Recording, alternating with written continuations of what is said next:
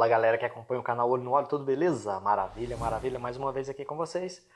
Sou Fabrício Galvani e vocês estão em mais uma live aqui, né, promovida pelo canal Olho no Olho pelo Instagram. A gente está transmitindo ao vivo pelo Instagram, né? A gente vai começar aqui, hoje a gente vai ter a participação aí do Rodolfo Ferreira, né, da Afton, mais uma empresa de aditivos para compartilhar muito conhecimento aqui para nós, tá pessoal? Quero dar uma boa noite a todos que já estão acessando aqui as nossas lives. Rodolfo já está presente aqui. Já vou chamar ele, tá, Rodolfo? Mas de antemão vou passar só um recadinho breve para todos aí que têm acompanhado nosso trabalho. Se você quer participar ativamente, faça como outras pessoas, deixando as suas dúvidas e perguntas lá no Stories 24 horas, né? Antes de começar as nossas lives, a gente deixa lá. Assim que eu terminar essa live, vou colocar o post da próxima live lá. Então você corre lá, faça as suas perguntas para a gente poder interagir aqui com os nossos convidados especiais.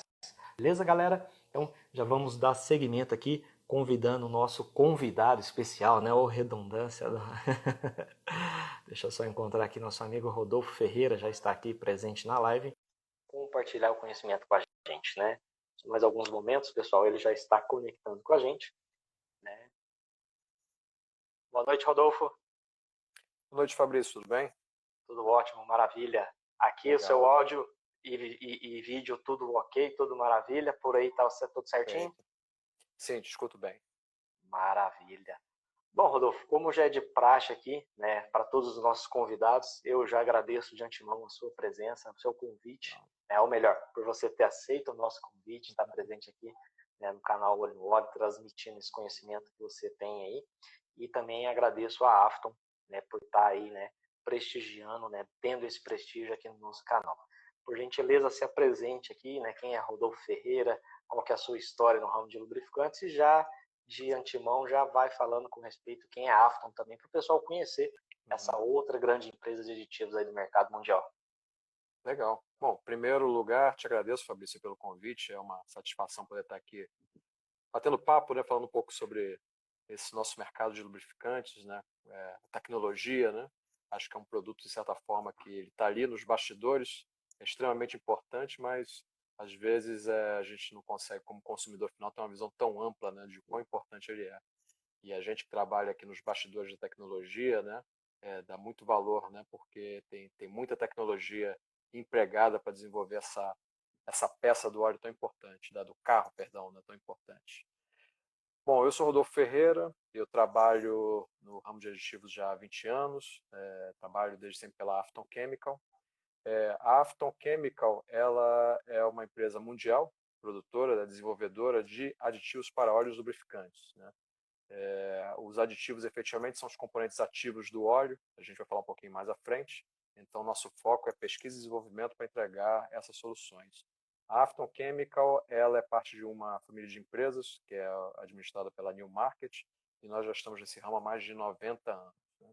Então, nossa pesquisa, a nossa, perdão, função, né, primordial na indústria é pesquisa e desenvolvimento, como falei, de tecnologia para lubrificação e combustão também. A Afton trabalha com ativos para combustíveis e lubrificantes. E quando falo de lubrificantes, lubrificantes de óleo de motor, óleo de transmissão, vários óleos industriais também, e aditivos para químicos de refinaria e aditivos para combustíveis também.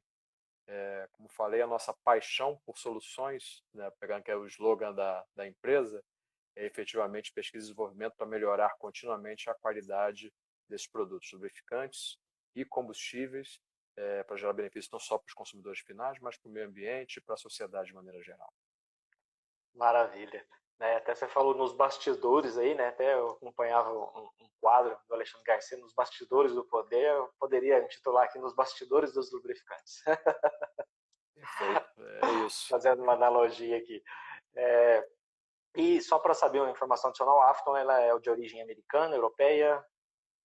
A Afton é uma companhia de capital americano, né? Hoje, quer dizer, somos uma companhia global, mas a nossa origem é nos Estados Unidos. O nosso centro de pesquisa, a nossa sede fica nos Estados Unidos.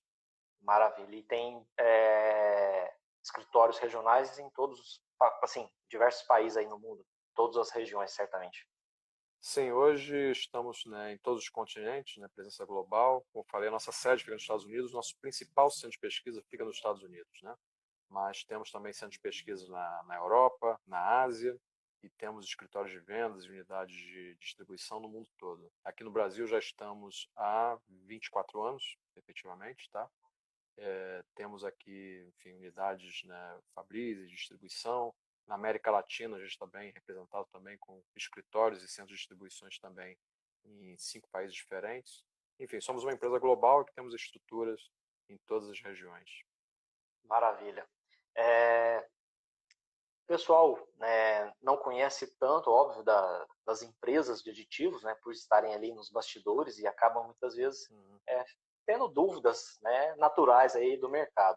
E já para a gente falar um pouco mais sobre isso, né, a gente vai começar os nossos trabalhos aqui, a gente vai falar basicamente sobre aditivos para a linha PCMO, tá, pessoal? Já dando boa noite a toda a galera que está aqui presente, né, em massa, e a gente vai focar o nosso assunto. A Afton, ela abrange aditivos, né, em diversos setores aí, né, dos componentes dos veículos, mas a gente vai focar em veículos leves. E voltado para esse tipo de componente, Rodolfo, de uma forma geral, como que é testado e desenvolvido um pacote de aditivo? Como que nasce, né, essa fórmula mágica? Legal. Bom, acabei de corrigir uma falha, acabei deixando de dar boa noite também para a audiência, né? Estou vendo aqui, o pop-up aqui tá, né, tá frenético. Legal, boa participação aí. Obrigado a todos. Bom, vamos lá, né? Para a gente começar pensando o que é o aditivo. Se a gente fazer uma analogia, né? Por exemplo, com o nosso computador, né? A gente compra um computador Apple, Lenovo, Dell, e é o computador, como o nosso carro, né? O aditivo é o processador, vamos colocar assim, né? Quando você aparece aquele selinho lá do Intel Inside, de certa forma, é como se fosse o aditivo no óleo lubrificante, né? Somos nós aí, o componente ativo que faz hoje com que o óleo entregue o desempenho necessário para os equipamentos modernos, né? Então, como é que acontece o processo de pesquisa e desenvolvimento, né? A empresa, ela capta, né, as necessidades do mercado em termos de melhoria de desempenho dos produtos, tanto combustíveis quanto lubrificantes, e traz isso para dentro do centro de pesquisa e desenvolvimento. Então, esse é o nosso desafio. A partir do momento que é determinada, né, novas especificações ou novos limites de desempenho necessários ao lubrificante, os nossos pesquisadores, né, começam lá o seu processo criativo, né, de definir quais são as moléculas, né, químicas adequadas para aquela composição de lubrificante. Bom, então os formuladores fazem esse processo de identificação da necessidade química do lubrificante e convertem isso em propostas de aditivos. Então, aí, efetivamente, estou trabalhando várias moléculas, né? O aditivo antidesgaste, é o antioxidante, é o anticorrosivo, é o modificador de índice de viscosidade, enfim, tem uma série de componentes que os pesquisadores vão, né, desenvolver e transformar aquilo em solução final, aditivo ou pacote de aditivos. Efetivamente é isso, né? E esse processo leva anos, né? Às vezes pode levar de 1 até vários anos até você chegar ao conceito aí de um novo pacote de aditivos, ou até mesmo de uma nova molécula de aditivos para uma determinada função específica, né? Então, quando a gente fala do pacote é a junção de vários aditivos individualmente, que cada um tem uma função, né? Então, é mais ou menos assim que acontece, Fabrício, esse processo, né? É um processo, de certa forma, criativo e que leva tempo e requer muito investimento também em testes químicos, testes de desempenho também em motor, em bancada, até você chegar e lapidar isso no resultado final de um pacote de aditivos que gera um óleo lubrificante mais moderno. Essa simplicidade aqui resumida em um minuto de explicação é muito mais complexa do que a gente imagina, né? E você comentou essa questão do pacote aditivo. Falando um pouco do lado, né, do produtor, o cara que vai produzir o lubrificante, óbvio que vocês atendem aí diversas empresas no mercado, mas aquele produtor, né, para ele fabricar determinado produto, né, que exige uma característica X. A gente vamos dar um exemplo aqui, uma API, a gente pega dois produtos, uma API SN seco, né, uma API simples, e um produto que está tendo uma API SN barra GF5. Eles vão ter ali demandas diferentes, acredito eu, se eu estiver errado me corrija, com respeito a aditivos, por ter uma outra norma adicional, né, apesar de GF5 estar bem paralela, mas tem algumas exigências adicionais. E eu estou trazendo esse exemplo simples porque é bem para simplificar, não vamos nem colocar aqui norma de montadora, né? Existe uma receita básica, uma receita de qual tipo de óleo base, né, ou blend de básicos que o produtor tem que usar com esses aditivos, como que funciona esse lado de mistura dos lubrificantes? Perfeito.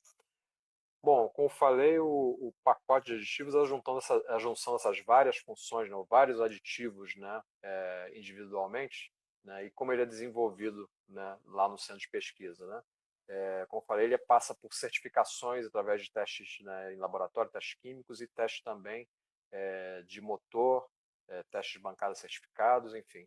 E uma vez eu definindo, né, esse aditivo, eu também estou definindo automaticamente os óleos básicos, perdão, que vão, né, compor o lubrificante final.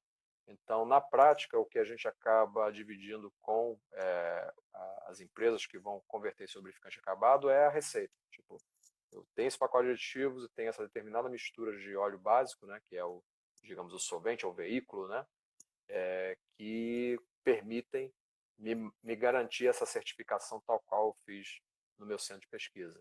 E muitas vezes essa certificação, pegando o caso do API e do USAC, né, é uma certificação que pode ser feita de maneira formal, ou seja, eu posso pedir a aprovação daquele óleo lubrificante mediante aquelas normas. Então, ou seja, aquela receita que já foi desenvolvida pelo fabricante de aditivos com aquelas misturas de básicos específicas é o que garante a manutenção desse nível de desempenho dessa certificação. Então, efetivamente, sim, os pacotes de aditivos, né, muitas vezes são diferentes em função das especificações que tem que atender, e mais do que isso, não é só o pacote de aditivos, é o pacote de aditivos e a combinação dos óleos básicos, né, que formam a solução final lubrificante, Uhum. No caso, efetivamente. é indicado ali, né, o tipo de óleo base ou o blend que pode ser utilizado, né? Maravilha. Perfeito. Isso já é pré-determinado no processo de pesquisa e desenvolvimento, né? E, obviamente, a gente tenta trabalhar, né, para oferecer aos clientes, aos transformadores do lubrificante, o maior número de opções de blends, né, como você colocou, né, desses Uhum. óleos básicos, né? Até porque cada região do mundo você tem disponibilidades diferentes de óleos básicos. Então, também é um trabalho das companhias de aditivos ajudarem os seus clientes a terem o maior nível de flexibilidade possível de blends de óleos básicos. Mas, responder de maneira mais sucinta, sim, as misturas já são pré-determinadas no desenvolvimento do aditivo.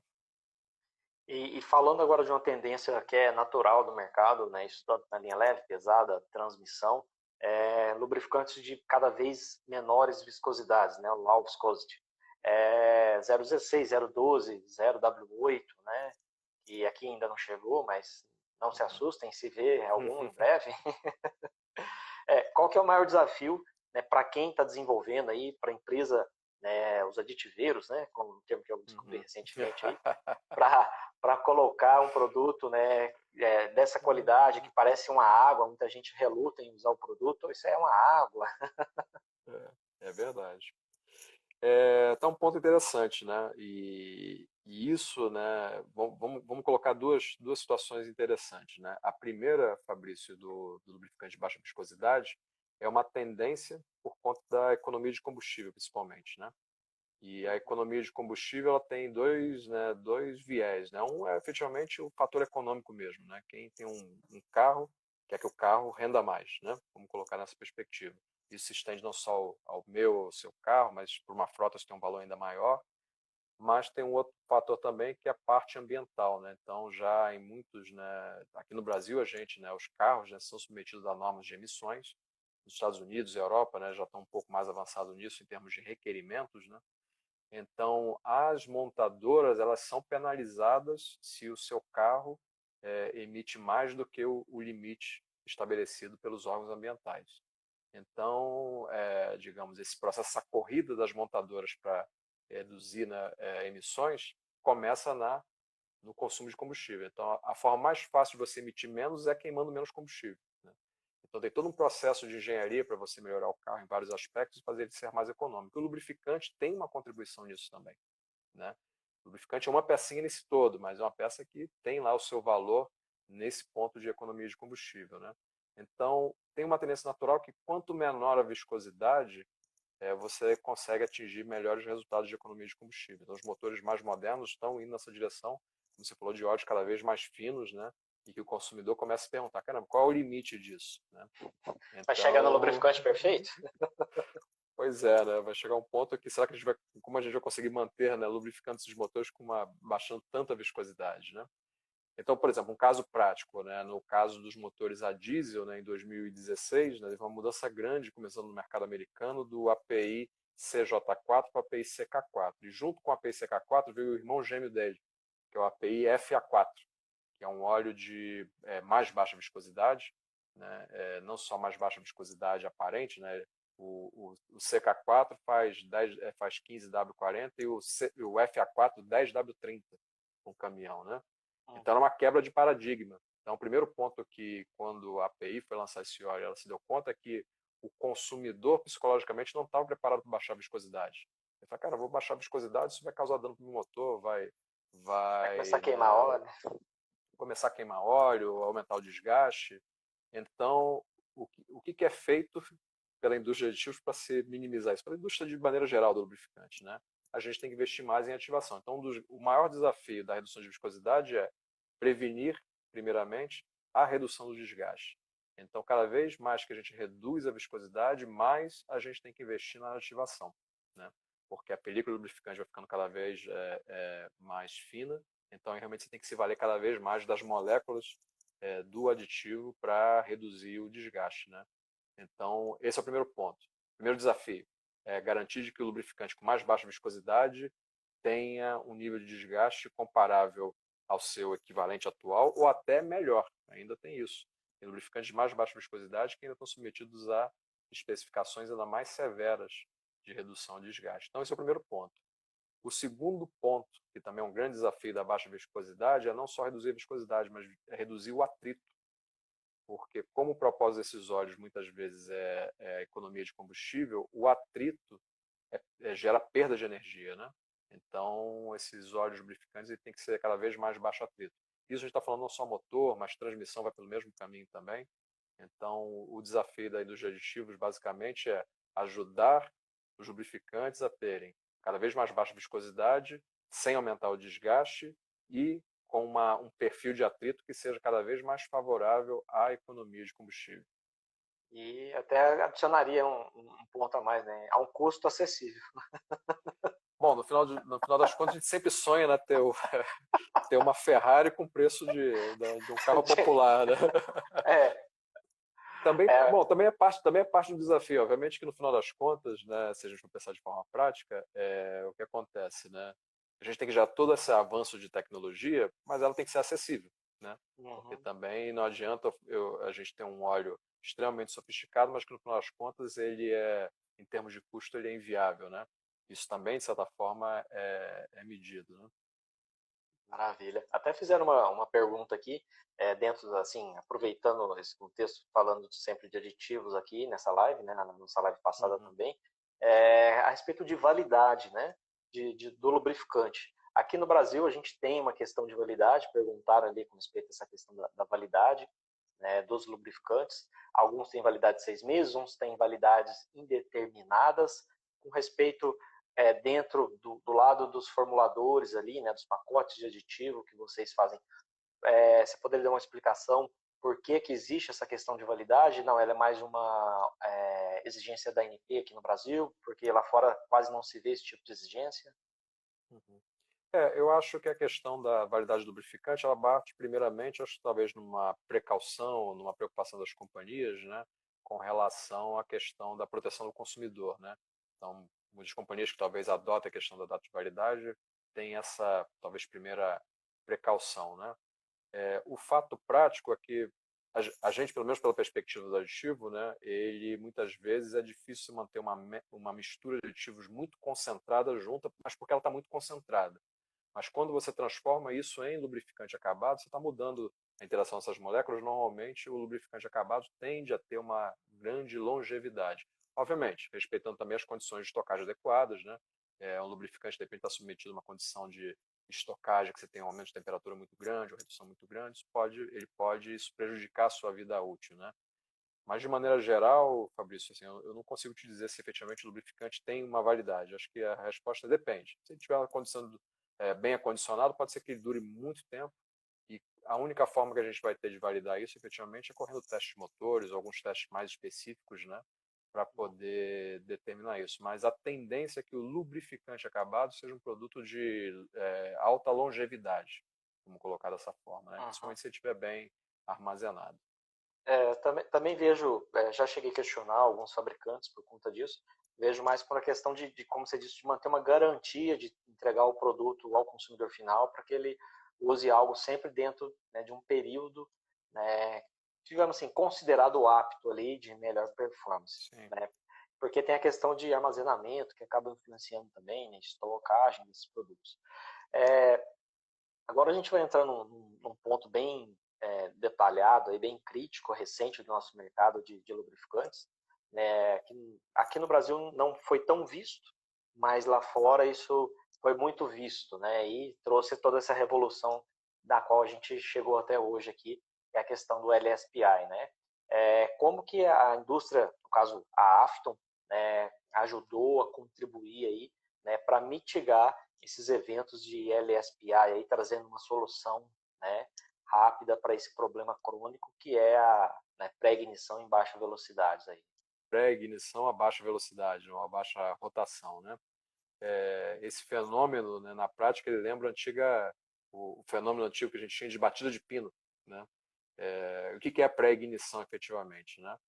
O carro foi projetado para atingir uma determinada compressão e ele ter ignição num determinado ponto dessa compressão, né? Esse seria, digamos, a queima, né? A combustão ideal, né? do veículo.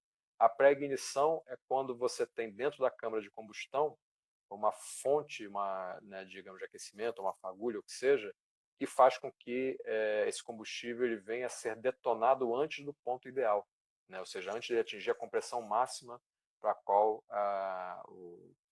ali a combustão foi desenhada, né? E o que isso implica? Isso implica de que você tem muitas vezes, né, a combustão natural do carro se chocando com essa combustão, digamos, induzida precocemente. Então isso gera um fenômeno que pode efetivamente vir a danificar o cilindro e o pistão, tá? Mecanicamente. E a questão mesmo da perda de eficiência, né? Se você está queimando combustível antes de atingir a sua compressão máxima, você tem perda de energia, né?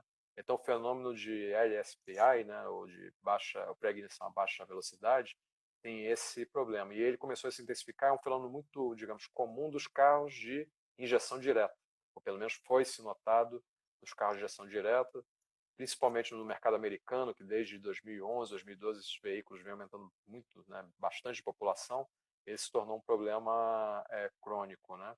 Então, as novas especificações de óleo, inclusive, vêm para poder resolver esse problema, né? O API-SP, que é a mais nova especificação, né, ela demorou anos, né, para ser desenvolvida, com um esforço muito grande de indústria, né, isso, indústria de aditivos, lubrificantes, montadoras, para se chegar nessa solução para ajudar a resolver um pouco o problema do LSPI, né?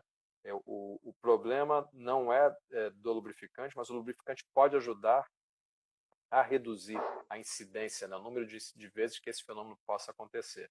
Então, o API-SP, que veio agora, está chegando no mercado agora, veio com esse propósito de ser endereçado para esse tipo de veículo, né? A Afton, como uma contribuidora da indústria, né? A gente vem há anos aí já trabalhando em pesquisa e desenvolvimento, né, para ajudar na esteira aí do desenvolvimento das novas especificações para ajudar a resolver esse problema que tem o impacto do LSPI não é só na questão da durabilidade do motor, também é o efeito mais imediato para o consumidor, Uhum. mas com o maior número de carros de injeção direta, e o objetivo do carro de injeção direta é consumir menos, mas se ele trabalha mal por conta do LSPI, você está gerando maior consumo de combustível, um potencial de emissões muito maior. Então, o benefício dos lubrificantes com essa propriedade de reduzir o LSPI é muito grande, né? É um benefício mais do que só para o consumidor, mas para o meio ambiente, para a sociedade de maneira geral. Então, a Afton vem trabalhando muito forte nisso. A Afton, na verdade, tem até uma visão mais holística do problema, porque a gente não vê só pela ótica do lubrificante, como a gente também trabalha no segmento de combustíveis, né? A gente Sim. também tem desenvolvido tecnologias de ativação para combustíveis que, combinados com esses lubrificantes, né, desenhados para a injeção direta, você consegue ter um benefício ainda muito, muito maior, né? Até sugiro, se você tiver curiosidade, e os ouvintes também, buscar no site da AFTA, a gente tem sessões lá específicas falando só do fenômeno do LSPI, né, e que tipos de soluções você consegue utilizar para mitigar esse problema. Maravilha. Então o pessoal estava perguntando aí nos comentários com respeito, né, se o API-SP é voltado para os motores de injeção direta, já respondeu aqui, né, nessa sua explanação. E, um detalhe que a gente quase não viu, assim, casos, né, relatados aqui no nosso país, muito mais lá nos Estados Unidos, como você citou, principalmente, seria por conta do combustível utilizado. Tem alguma outra razão disso não ter aparecido com tanta frequência aqui no nosso país? O combustível também, né? Obviamente que aqui, como a gente tem uma mistura, né, de gasolina e etanol, né, tem alguns componentes do combustível que podem acelerar a incidência em relação a outros, né? Talvez o grande fator que ficou mais evidente no mercado americano é porque a população, né, a frota de carros com injeção direta cresceu muito rápido, né? Aqui no Brasil hoje, pra você ter uma ideia, né, se, em média de 10 a 12% do que se produz de veículos agora, se esperaria de produzir de veículos em 2020, seriam carros com injeção direta. E nos últimos anos, isso vem crescendo, né? Então, se hoje está falando de 10, 12%, alguns anos atrás era praticamente nada, né? Então, nós temos aí um número muito pequeno de veículos com injeção direta em relação a veículos com motores, né, convencionais, né? Então, acho que talvez seja um pouco disso. O problema não seja tão evidente, porque também a gente não Não tem tinha. uma população de veículos tão representativa, né? Pois é. Mas à medida que Entendi. cresça, né, eu acho que isso pode se tornar mais evidente. Então fica a dica aí para a galera da reparação, né? Quem for fazer a aplicação de lubrificantes nesses veículos, principalmente, né, TGDI, GDI, né, cuidado com o lubrificante que vai usar lá. Se usar um produto fora do especificado, né, você pode estar plantando um problema aí no veículo do seu cliente. Claro. Obviamente que cada montadora tem eventualmente sua solução para mitigar essa questão do LSPI, né? Uhum. Então é sempre ficar atento a isso, né? Essa nova geração de óculos está vindo para atender ainda mais montadores e a gente vai ver essa nova especificação cada vez mais presente, né? E a Afton já tem esse pacote aditivo da tecnologia PSP já disponível para o mercado produtor. Sim, já trabalhamos, né? Na verdade, o API SP, efetivamente, né? A especificação já foi concebida desde abril do ano passado, né? Uhum. Então, entre abril do ano passado e 1º de maio desse ano, foi o tempo efetivamente que a indústria trabalhou para entregar essa tecnologia para o mercado, para chegar ao consumidor final. Então, desde 1º de maio, né, o API SP já é, digamos, uma realidade no mundo, né? Já foi lançado oficialmente a partir de 1º de maio desse ano, os primeiros produtos API SP. Eles estão chegando devagarinho em diferentes pontos aí do mercado mundial. E nós participamos também como fornecedores aí nesse segmento. Uhum.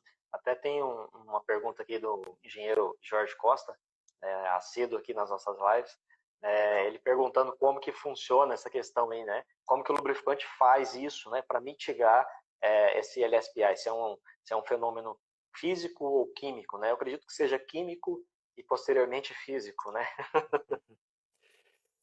O que acontece, né, a razão dessa pré-ignição, né, efetivamente, um ponto dentro da câmara de combustão se aquece tanto que ele pode gerar um ponto falso de centelha, uma centelha falsa, vamos colocar assim, né? Então isso é o que gera pré-ignição. Esse ponto aí de ignição, né, forçado, vamos colocar dessa forma, né, ele pode acontecer de várias formas. Ele pode ser efetivamente uma carbonização, às vezes até uma própria gota do lubrificante superaquecida, né? Então, determinados componentes, né, do lubrificante já foi se verificado por teste que eles têm mais tendência a gerar LSPI do que outros, né? Então, o lubrificante é mudado quimicamente para retirar aqueles componentes que possam ser precursores da pré-ignição, né? E automaticamente também gerar, digamos, o desempenho necessário para evitar, enfim, carbonizações ou efetivamente que as gotículas desse óleo possam vir a gerar aí esse fenômeno. Então, efetivamente, é a mudança da composição química do lubrificante para ajudar a reduzir a incidência desse fenômeno. Maravilha. E a gente já pode estar pensando num futuro não tão distante aqui, Rodolfo, com respeito à tecnologia PSP, que acaba de entrar, né? Ela foi passou a vigorar agora em maio, né? O pessoal já poder comercializar, né? O pessoal das empresas produtoras aí, registrar os seus produtos ali e tudo mais, já está comercializando aqui no nosso país e no mundo afora. A gente pode já vislumbrar uma API SP+, né, ou como é conhecido aqui, a API SP Plus, tendo em vista, né, o desafio instaurado pelo SPI, no caso de lubrificantes envelhecidos, ou seja, né, dentro desse contexto que o lubrificante tem que preservar o não acontecimento do LSPI desde novo e também depois de usado, né, ou seja, durante o seu uso, para que não ocorra o LSPI, né. A gente já pode ver uma possível nova norma no futuro breve aí. Fabrício, a indústria não para, né? Então, na verdade, o API-SP, né, ele é lançado junto com o USAC GF6, né? Então, são especificações que nascem juntas, tá? Sendo que o USAC é focado nos óleos com economia de combustível, vamos colocar aqui, os USAC são os óleos SP com foco em economia de combustível, então são a parte de viscosidade mais baixa, né? E a indústria, quando ela já lança uma especificação, ela já está pensando e trabalhando já com o cronograma na próxima, né? Então, daqui a alguns anos já se pensa aí no USAC GF7 que vai vir com um novo API, né? Isso deve levar, acredito, pelo menos mais uns 4, 5 anos. Obviamente que ao longo desse caminho, né, de gerar a melhoria do SP, a nova geração dele, né, com certeza vão vir as especificações de montadores também que vão ser construídas em cima do API-SP e com mais algum nível de robustez, né? Então, digamos, acredito que daqui para os próximos anos vão vir especificações que vão ser como se fossem APIs, SPs Plus, vamos pensar assim. Isso vai acontecer naturalmente. Posso até te dizer que, de certa forma, já está acontecendo. Tem especificações novas de montadora, por exemplo, a especificação Dexus da GM, né? Ela está agora na geração 2 e já está, né, já se prevê que vai vir daqui para o próximo ano, pode vir uma geração 3, por exemplo, né? Então, acredito também outras montadoras no mesmo, digamos, embalo aí das novas especificações, também devam reforçar suas próprias especificações de óleo para trazer produtos ainda mais robustos, né? Então, o SP vai se tornar a linha base, né, do mercado daqui em diante para muitos óleos aí que vão ser lançados nos próximos anos, né? Mas esses óleos provavelmente não vão se deter a ser somente a PSP, vão tentar levar algum benefício a mais. Então, o pessoal fica ligado aí que, como disse o Rodolfo aqui, a tecnologia não para, né? O pessoal acabou de desenvolver ali, não é por isso que vai jogar toalha e vai sentar, não. Continua trabalhando em busca de melhorias.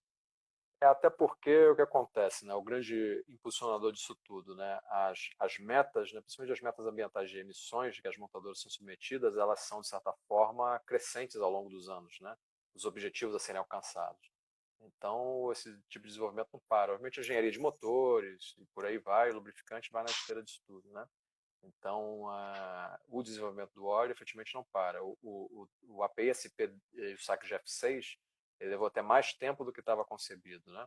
Ele era previsto para ser lançado em 2016. A gente está falando agora de 2020, né? Então ele levou mais tempo do que a indústria gostaria, né?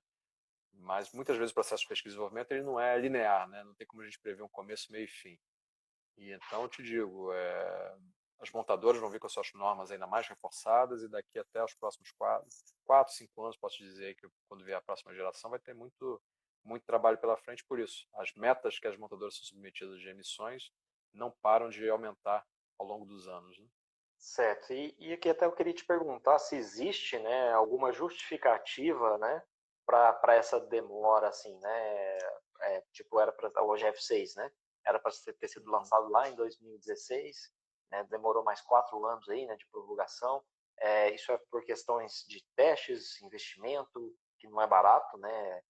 Investimento nessa área tecnológica, o pessoal às vezes não tem a perspectiva desse outro lado, desses bastidores, né? Quanto é envolvido o investimento nesse campo. Pois é, Fabrício, o primeiro ponto, né, muitas vezes se alcançar e se definir uma nova especificação, está em você, muitas vezes, conseguir ter um óleo que atenda também às necessidades das montadoras, né, principalmente. Né? Então, no caso aí do API, do IPSAC, é um grupo multidisciplinar, e que, digamos, o cliente final são as montadoras. Então, as montadoras têm que definir as necessidades e, digamos, o mesmo óleo tem que ser harmonizado entre várias montadoras, né, em termos de necessidades gerais, né. Então, esse processo não é muito linear, porque até você conseguir acordar, né, quais são os testes que têm que ser feitos, né, quais são os motores de referência que vão ser utilizados, né, aqueles que apresentam maior severidade em determinadas características, né, isso demora um certo tempo, né, e muitas vezes também em você ajustar o limite de severidade desses testes, né. A indústria sempre pensa em desenvolver em poucos anos. Nesse caso do saque de F6, acho que levou mais tempo porque se demorou a chegar no conceito completo de severidade necessária para esse óleo, né, de robustez necessária, e até harmonizar também todos os testes, porque tem um ponto interessante em relação a API e SP sobre a geração anterior, que era o SN, o SN Plus, né? Hoje são 7 testes de motores diferentes que são feitos, né? Então, e basicamente desses 7 testes, 5 testes são novos, né? São motores mais modernos do que os que eram usados anteriormente, né? E que tem um outro nível de severidade. Mas até a indústria conseguir identificar que aqueles motores eram mais representativos para esse novo óleo, né? Até a indústria conseguir também fazer com que aquele teste seja padronizado e você consiga reproduzir o teste de maneira confiável. Isso pode levar pouco tempo, pode levar bastante tempo. No caso da PSP, levou bastante tempo. Então, eu te digo que essa demora pode acontecer por fatores que não estão, digamos, aí previstos pelas organizações que desenvolvem essas especificações. Normalmente sempre pensam em desenvolver um desenvolvimento desse, levar 2, 3, no máximo 4 anos. Mas acho que esse da PSP acaba levando um pouco mais. Uhum. Até fizeram uma pergunta aqui, aproveitando esse gancho do SP, a questão da... Existe a retrocompatibilidade, né? A API, ela traz isso consigo, né? De todas as classificações mais recentes estarem aptas a ser utilizadas nos veículos mais antigos. Perguntaram se tem algum prejuízo, né? Usar um SP num motor que tem injeção indireta. Não, a priori não, justamente isso, né? O conceito da retrocompatibilidade do API é justamente para garantir de que o óleo mais novo funcione tão bem ou melhor no motor mais antigo, né? Isso também gerar digamos aí, uma facilidade para o mercado para ele migrar mais rápido para o óleo mais moderno, né? Então, definitivamente não, pode usar tranquilo. E apesar dele ser desenhado para motores de injeção direta, ele é muito bom para motores com injeção convencional. Maravilha. Até a gente falando aí de motores mais antigos, né? Onde que se eram empregados aí aditivos muito famosos, né? Muito comuns, o pessoal até às vezes procurar, né? Até de certa forma suplementar, os famosos ZDDPs, né? Zinco e fósforo, né? Eles não são tão empregados hoje, ou seja, tem uma taxa de redução, né? Cada vez mais frequente, baseado em evoluções de normas, exigências ambientais, né? Quais alternativas que a gente tem hoje, né, dentro do mercado, né, dos aditivos, né, dos fabricantes de aditivos, que substituem esses pacotes de aditivos que eram empregados antigamente, com maior volume, na verdade. Né? É. O zinco, né, que é o elemento químico, né, e o ZDDP, que é a molécula, que é o dióxido de fosfato de zinco, né, Esse é nome uma fácil molécula. de pronunciar. É, pois é, de pronunciar e de escrever. Mas o ZDDP, como conhecido popularmente, né, ele efetivamente é uma molécula ainda muito presente, né, nos óleos lubrificantes, né, ele é o agente antidesgaste, mas além de ser antidesgaste, ele também é um antioxidante muito bom, é um anticorrosivo muito bom, né, então, de certa forma, já está na indústria aí há décadas, tá? Mas mesmo ele estando já sendo conhecido há décadas, ele tem evoluído, né? Então, as moléculas hoje de ZDDP, né, são mais eficientes do que as que tinham 10, 20, 30 anos atrás, né? Então, é um processo natural aí de melhoria. O que acontece é que a gente vê gradativamente uma redução, né, do conteúdo dessas moléculas por conta do fósforo. O ZDDP é dietilalquilfosfato de zinco. Então, fosfato tem fósforo, né?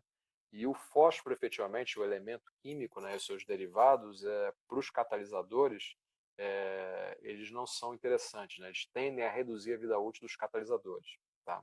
Então, as novas especificações de lubrificantes, cada vez mais, elas têm reduzido o teor de fósforo dentro do óleo, justamente por conta da vida útil do catalisador. Então, quando você fala, por exemplo, de óleos hoje mais modernos, tipo o SAC, eles têm um limite de fósforo já pré-determinado, que é mais baixo do que óleos que não têm esses requerimentos, né? Agora, o ZDDP ele provavelmente não vai desaparecer, né? Porque, como eu falei, ele ainda é uma molécula muito eficiente, né? Ele tem sido reduzido, ou tem sido melhorado, né? Mas eu acho que a gente ainda vai vê-lo aí durante bastante tempo. Obviamente que a inovação não tem limites, né? Então, também não me surpreenderia daqui a alguns anos ver uma molécula tão ou mais eficiente que o ZDDP, sem esse inconveniente do fósforo, que possa vir a substituir plenamente. Aí, quando a gente fala plenamente, não só na questão do antidesgaste, não só na questão da preservação da vida útil do catalisador, mas também em termos de custo e acesso, né, digamos, à indústria. Né?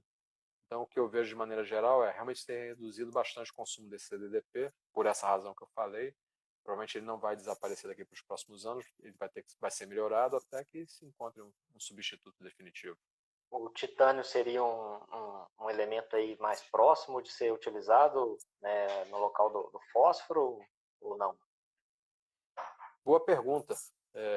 Acho que precisa de mais estudo. Ainda se conhece relativamente pouco aí digamos, do titânio e dos benefícios dele. Quem sabe? Uhum. A maravilha é porque a gente às vezes vê algumas tecnologias, né, voltadas para o titânio aí, né, empregando mais titânio, né, nos seus lubrificantes, talvez de uma forma de suplementar aí, né, a redução de fósforo. Então, por isso que eu te perguntei se porventura ele deveria ser um possível substituto à altura aí, né, do fósforo. Legal.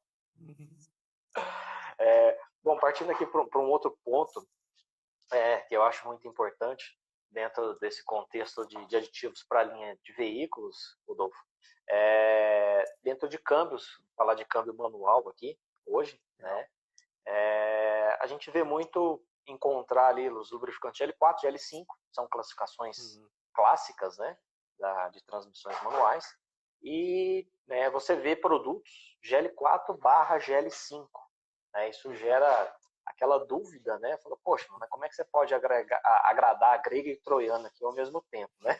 Uma vez que existe, né, aquela questão de se falar que onde se pede um GL4 não se deve aplicar um GL5, justamente por causa dos sincronizados, né, que são de metais amarelos, né, macios, que vão sofrer com os aditivos de extrema pressão, né, e aí eles vão comprometer a durabilidade dos sincronizados. O que você tem para falar para a gente, já do lado de quem formula, de quem cria essa fórmula mágica aí que pode chegar nesse consenso? Legal. Em linhas gerais, é como a gente vê, né? O GL5 foi desenvolvido para trabalhar com cargas maiores, então ele tem mais do agente que nós chamamos de agente de extrema pressão, né? Ou seja, né? Os dentes de uma engrenagem, né? De um conjunto de engrenagens de eixo, estão submetidos a uma pressão muito grande, né? Então, esse composto químico, ele aumenta a dureza da superfície metálica momentaneamente naquele ponto de contato, né? Muito pequeno de uma superfície com a outra, né? E ele está presente tanto no GL4 quanto no GL5. Né? A grande diferença é que o GL5, né, ele é desenhado para ter um conteúdo maior de agente de extrema pressão. Então, em média, os GL5 são pelo menos 50% mais aditivados do que um GL4, né, para satisfazer a especificação. Tá? Então, de modo geral, o que acontece? Um GL5 poderia ser um GL4 em termos de proteção ao desgaste e à extrema pressão. Ele tem aditivação suficientemente para atender o GL4 nesse quesito. Mas aí vem esse outro ponto que você tocou, né? Pensando de maneira mais ampla, pelo menos é a forma que a Afton vê, né?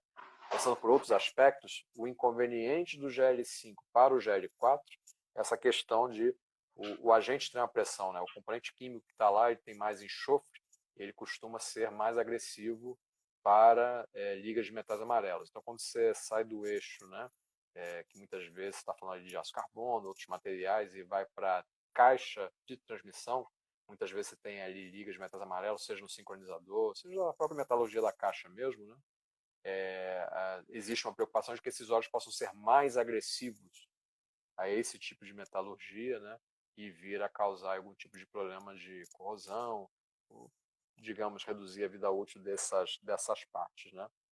Então, não é uma resposta muito simples, né? Como eu falei, todo GL5 a priori poderia ser um GL4 por isso. Ele tem a capacidade de prevenir o desgaste e ao efeito de extrema pressão, maior inclusive do que um GL4. Então, não seria o problema. O problema realmente são a compatibilidade com outras partes materiais, né?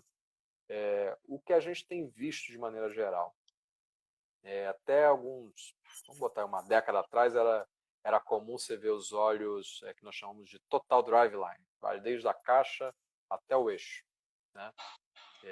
E esses óleos, com o tempo, eles estão perdendo espaço, né? A gente vê cada vez mais as montadoras, mesmo aquelas montadoras que muitas vezes tinha a recomendação do mesmo óleo para caixa e para eixo, elas estão migrando para ter óleos cada vez mais específicos para uma parte e outra, né?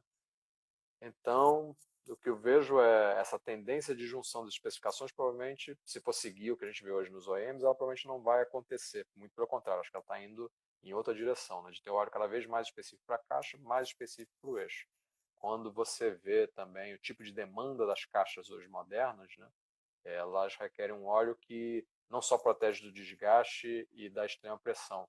Como você tem um sincronizador, tem que ter um óleo com um coeficiente de atrito ali que seja ideal para o trabalho daquele sincronizador, proteção também, limpeza da caixa, enfim, tem uma série de outras propriedades que faz com que a gente veja cada vez mais óleos específicos para caixa e cada vez mais óleos específicos para eixo. Tá? Mas sem dar muita volta tentando responder a sua pergunta, mas trazendo mais Não, detalhes, tranquilo. enriquecendo mais o debate, né? Não, isso é importante para o pessoal entender, compreender, isso é importante, porque às vezes você for direto no Sim, ponto, às vezes o pessoal, né, às vezes algumas pessoas, né, que vão acompanhar essa live depois lá no YouTube, pessoas às vezes são leigas, não entendem, então ela tem que compreender as diferenças das duas, né, para depois sim, você dar o arremate final aí. legal. Mas tentando resumir, né? GL4 e GL5 não são conflitivos, né? Eles não geram conflito assim. Teoricamente, todo GL5 é um GL4, porque ele tem ativação suficiente para proteger a caixa contra o desgaste e contra o fenômeno de extrema pressão, tão bem quanto o GL4. O único problema é esse: pode ser que a caixa não seja desenhada para suportar, né, aquela aditivação, aquele conteúdo de enxofre que vem no GL5. Então, acaba sendo que o mais adequado na dúvida, né, siga aí a recomendação original do óleo daquela caixa, né? Então, resumidamente, seria isso. Maravilha. Assim, você comentou essa questão da evolução, em vez de estar indo para um só produto, né, o pessoal está migrando para produtos distintos aí em cada componente ali. Hoje em dia é comum a gente ver também, assim como nos motores, lubrificantes de transmissões com viscosidades cada vez mais baixas. Sim. Alguns projetos de, de transmissões utilizando fluidos ATF, né, em Uhum, transmissões de engrenagem, né, que muita uhum, gente se estranha em ver isso, né, uhum. e a tendência é você ver possível queda de viscosidades maiores, né, partindo na parte de transmissão aí, que hoje a gente está em 75W, 70W, se não me falha a memória, 75W, né, se não me engano. Os óleos de caixa manual para veículo leve, né? Eles estão nessa batida dos 75W, 75W85, 75W90, estão nessa ordem aí de grandeza. No caso da caixa manual, né, ainda é difícil você mensurar o efeito da redução de viscosidade na economia de combustível, porque um fator que é muito mais, né, predominante aí na eficiência de combustível da caixa ainda é o operador, né? Porque a capacidade, né, de você conseguir passar a marcha no tempo certo, interromper o mínimo possível ali o contato, né, do motor com o sistema de transmissão é o que acaba tendo mais impacto. E, obviamente que é difícil também de você medir com uma variável tão grande que é o motorista, né? Então acredito que esses óleos, o que a gente vê é que algumas montadoras de caixa estão até começando agora a reverter, a voltar a ter óleos de uma viscosidade um pouco mais alta, porque você tem um limite do benefício da redução de viscosidade, que possa gerar eficiência de combustível, versus a durabilidade daqueles sistemas de engrenagem que também estão cada vez, né, sendo submetidos a mais torque, né, a mais força, né? Então, nas caixas manuais, a gente não vê necessariamente uma evolução tão rápida, viscosidades mais baixas do que o 75W ou mesmo o 70W. Parece que a tendência é que ele se estacione por aí por um tempo. Agora, nas caixas de transmissão automática, essas caixas permitem você medir eficiência, né, de consumo de combustível de maneira mais fácil, né? Porque quando você vai colocar no teste, né, a caixa que está trocando de marcha, quer dizer, um sistema previsível, né, eletronicamente feito dessa forma, você consegue colocar num dinamômetro com um robô rodando lá o carro e medindo continuamente lá se aquela passagem de marcha foi mais eficiente do que a outra, né? Então, e você consegue replicar isso, né? Então, nas caixas de transmissão automática dos carros de passeio, sim, a gente tem visto cada vez mais reduzir a viscosidade. E aí a gente não está falando nem mais de grau SAE, está falando em viscosidade, né, em centistokes, né? Os óleos aí da geração mais antigas eram óleos de 7 centistokes. Hoje está falando já de óleos de 5, 4 centistokes. E se a gente for botar uma analogia com óleo de motor, você está falando com óleos que já estão no nível do 0W, vamos colocar assim, em termos de viscosidade. Então são viscosidades muito baixas, né? E isso sim, não deve parar. Eu acho que esses carros aí de transmissão automática a gente vai ver cada vez fluidos mais, perdão, ao contrário, menos viscosos aí ao longo do tempo. Uhum. É tudo para tentar, de certa forma, como você citou, da maior durabilidade, aí, tendo em vista o efeito do piloto, né? Que está ali por trás, que não tem a É, previsibilidade de replicar assim, a forma de conduta, de conduzir o veículo, né? No caso da transmissão automática, é bem mais fácil de ser manipulado, digamos assim, como você citou. com certeza, no caso da transmissão da caixa manual, acredito que a gente não deve esperar um salto maior aí de viscosidade, deve ficar por um tempo nesse nível. As caixas de transmissão automática, sim, ainda tem um espaço ainda para evolução. Aham. E dentro dessa questão de caixa de transmissão manual, né, a gente tem aí a SAI, né, com especificação bem influente, né, SAI-J2360, cabeça. A de viscosidade é a J306, que serve para os óleos de caixa manual e de eixo. Aham. Não, eu digo assim, a questão da especificação da SAI De, voltada para lubrificantes ah, de diferenciais, né, tá, de desempenho. principalmente, Perfeito. exatamente. Sim. Ela tem trazido aí esses tipos de lubrificantes também, esse tipo de classificação ela é voltada só mais para diferenciais, né, para eixos traseiros ou eixos dianteiros, quando necessário, mas também para caixas de transmissões. Hoje o SAI J2360 é o, digamos assim, é a evolução do API GL5, tá? Até Uhum. inclusive, se você for ver a norma API, né, que prescreve o GL5, ela fala do SAI J2360, que é uma opção, né, que tem mais benefícios em relação ao GL5, enfim. É um óleo mais robusto, porque além de ele passar em todas as provas do GL5, ele tem algumas provas adicionais, né, de desempenho, e inclusive para ser validado como SAI J2360, precisa passar por uma prova de campo, né, com um determinado número de veículos, né? Então um óleo pensado para ter uma robustez muito maior. É desenhado para o mercado de veículos pesados, né? É um óleo desenhado efetivamente para eixos ou caixas não sincronizadas, digamos assim, é o conceito dele, né? Tanto que para ser também um Saja 2360, ele primeiro tem que ser API MT1. Esse MT1 é de Manual Transmission, né?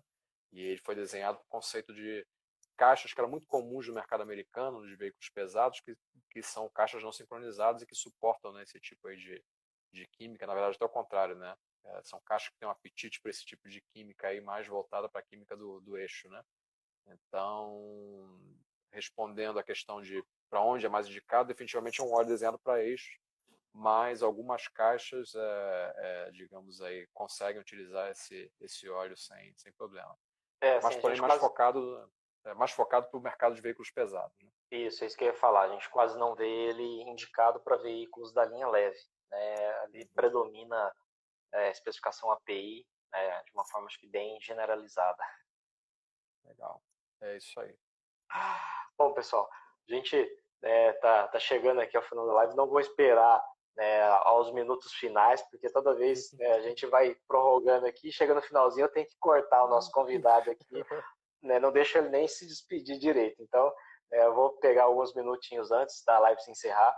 Né, quero já agradecer todo mundo por estar presente aqui na nossa live, né, por estar conseguindo trazer conteúdos aí de altíssimo nível. Agradecer a Rodolfo, né, mais uma vez, né, a Afton Chemical por estar aqui presente, né, conseguindo contribuir aqui com conhecimento que eu acho inestimável, né, muito bom, ótimo, maravilhoso. Né, então, deixa aqui alguns Legal. minutos, né, aberto para você, Rodolfo, né, das suas palavras finais aí, seu recado final para o nosso público. Legal. Bom, primeiro, mais uma vez agradecer, Fabrício, a oportunidade, o bate-papo, né? É uma troca de experiências, né, interessante, até porque, né, você e boa parte da audiência do Olho do Óleo, acho que são pessoas que vivem o lubrificante na prática, né? que estão efetivamente conectadas com a manutenção, com a troca de óleo, têm o conhecimento real do valor do lubrificante, né? A gente, né, no caso a Afton, a gente trabalha nos bastidores, como falei, né, da tecnologia, tentando levar a melhoria para o campo, mas definitivamente o termômetro da qualidade daquilo que a gente desenvolve é quem está lá no campo e consegue medir e se beneficiar aí do resultado dessas tecnologias, né? E um ponto importante é mostrar isso, evidenciar, né, que uma peça aparentemente tão simples que é o óleo lubrificante tem muita tecnologia e muito conhecimento a bordo, né? Então a gente consegue entender, né, como extrair o máximo de desempenho e de, digamos, de qualidade da peça lubrificante quando a gente vai fazer a escolha do óleo, o que a gente precisa ficar atento, né? E o que o óleo pode fazer aí por nós como usuários finais, né? Então é Nossa, legal esse bate-papo, essa interface e mais uma vez agradeço realmente a oportunidade e a audiência de todos aí que participaram. maravilha. Eu que agradeço a todos, né, por estar aqui presente, né? Sempre que tiver outra oportunidade, a gente volta aqui, né? A gente convida o Rodolfo novamente, se ele estiver disponível, para estar aqui participando. A gente trouxe, acredito eu, que muita informação, né, valiosa, né? Perspectivas aí do futuro, na parte de aditivos. Né? O pessoal muitas vezes está pensando no hoje, mas já o pessoal da indústria já pensa no amanhã. É isso aí, Então, o não para. é verdade. Então, pessoal, a gente vai encerrando a live por aqui e já deixa recadinho que amanhã a gente tem live aqui. Tá? A gente vai falar também a respeito de API SP, né, mais voltado em aplicação de produtos. Né? A gente vai conversar com o pessoal da Texaco, né, com o Pedro Sachê. Então, aguardo vocês. Se vocês tiverem alguma dúvida, só lá no Stories daqui a pouquinho. A gente vai colocar o post para vocês participarem lá com suas dúvidas. E uma boa noite a todos. Muito obrigado mais uma vez, Rodolfo. Forte abraço. Boa noite a todos também. Obrigado, Fabrício. Um abraço. Valeu, galera. Tchau.